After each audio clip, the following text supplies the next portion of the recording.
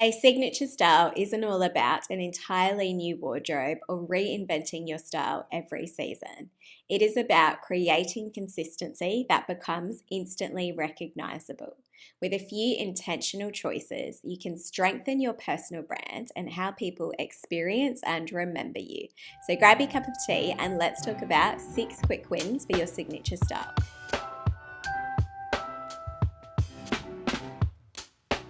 My quick win number 1 is to pick a signature color for your personal brand. Sometimes the easiest way to express or project the desired colors that you have for your personal brand is to actually embody them, to wear them. So consider if you can establish a signature color palette for your personal brand, and if this color palette is also cohesive to your personal style. Now, I've done a whole other episode on establishing and curating a color palette for yourself. So if you haven't already, make sure you check out that episode as well. But some iconic figures have worn the colors of their brand really well. So take, for example, someone like Coco Chanel or Karl Lagerfeld, embodying Chanel's monochromatic color palette. Remember, outside of the colors that you love wearing and that make you feel good, which should be a part of the colors that you pick for yourself, they should be the core of the colors that you pick for yourself. Also consider that the colors that you pick are going to shape how you are perceived. So for example, there has been a lot of research done in color psychology, which has shown that certain colors have certain meanings. For example, a navy blue has often been associated with dependability and trust. Now, if you do want to learn more about color psychology and what the colors you are wearing could be communicating for your personal style, then make sure you check out my earlier episode on your color advantage. My next quick win for your signature personal style is to pick a signature accent. So, for example, Chanel had her pearls, Karl Lagerfeld had his high collared shirts, Anna Wintour has her sunglasses, and Blair Waldorf on Gossip Girl has her headbands. Focusing in on a signature accent to your personal style can add visual interest to your personal brand in a way that is unique to you. My tip number 3 is to adopt a default uniform. So Barack Obama, for example, famously knew the type of clothes that he would wear while he was in the top job. And this would help him to reduce something that we all experience called decision fatigue. So by having a signature uniform or something that we can default to, this means that we are freeing up our mental capacity to be able to focus on other things. So the things that are a higher priority, for instance, that are going to need more of our attention than what it is that we are going to wear that day. So that's not to say that you have to have a signature uniform for everything, but I do think it is really helpful to have a default uniform. I definitely have a few go-to outfits that are a part of my signature style, which I wear when I don't have the mental capacity or the time to think of anything else. And it is really helpful to know that that default style has still become a part of my visual brand, because it's a way for you to be able to take all of that decision making out of your personal style, but still embody your personal brand in a way that is consistent to you, in a way that you can become recognized for. And this idea of a default uniform often most reminds me of someone like Steve Jobs and his signature black turtlenecks and t-shirts and his jeans, for example. Imagine all of the creative potential that allowed him to open up when he was heading Apple, one of the most cutting edge companies in the world. And I don't particularly think of Steve Jobs as someone who was necessarily considering his personal style a lot. Maybe he was, I don't know. But what I do love about that is that even though he didn't have this extravagant personal style, it was still a style that was recognizable to him. It was still a signature style. So he is a really good example of how a signature style isn't about being the loudest or the boldest that you can be with your signature style. If that is something that you enjoy, then absolutely that should be part of your signature style. But a signature style is about consistency. It is about what expresses what most appeals to you. And that is why I always think that he is one of the best examples in that space. My next tip is to think textures.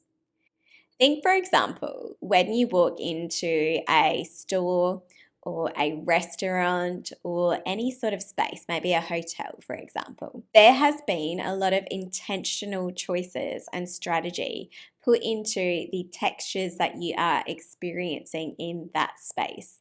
So try and apply that same thinking when it comes to your personal brand. What are the textures that you most enjoy wearing? How can you hone in on those things and make that a more consistent part of your personal brand?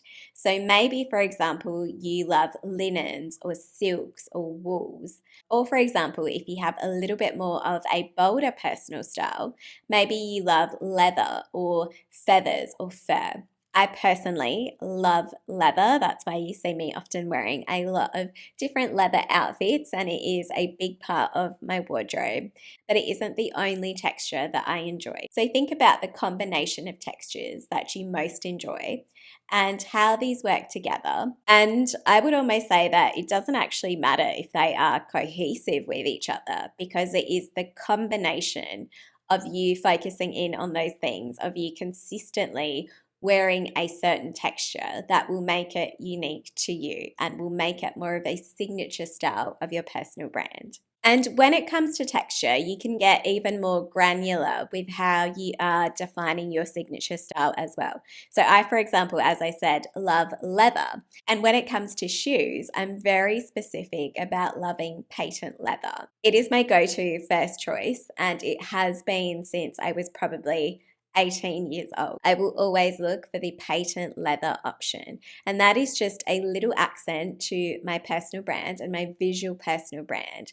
There isn't this huge loud statement. So pick a texture that most represents how you want to look, but also how you want to feel, because the texture that you choose is going to affect your perceptions that you have of yourself too. And if you do want to learn more about the science of style, then make sure you check out my earlier episode as well. My quick win number 5 for your signature style is a signature scent.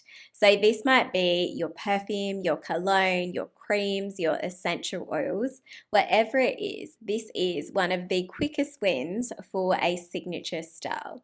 It's having a signature scent. And this again doesn't need to be something that is really bold. It is just something that is unique to you. And really have a think about what the scent represents for you. What does it communicate for you?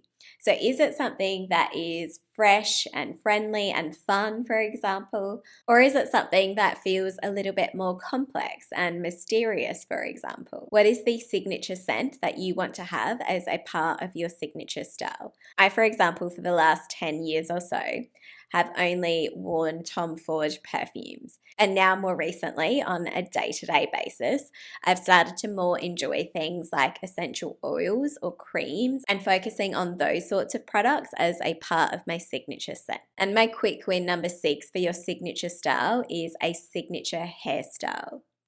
Now, this could be a color, this could be a cut, this could be the way that you style your hair. But what is something that is unique to you? And the idea of a signature haircut most reminds me of Jennifer Aniston, Rachel in Friends, and her famous Rachel cut. So if you are a Friends fan, you might know that this Rachel cut that she popularized swept salons by storm in the 90s. People were asking for a Rachel cut. It became a part of her signature personal style. And this wasn't about some really out there hairstyle or some really bold color. This was a really simple haircut that could work for a lot of people, but it became a part of her signature style. So ask yourself, what is the signature style that you want to have for yourself? And it may not be a haircut.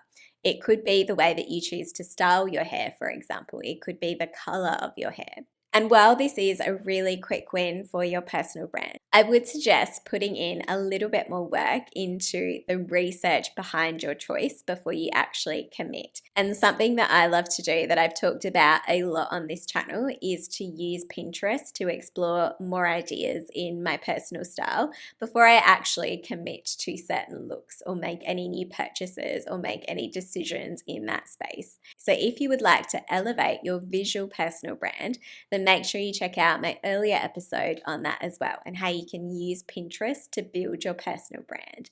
Thanks so much. I'll see you in the next episode.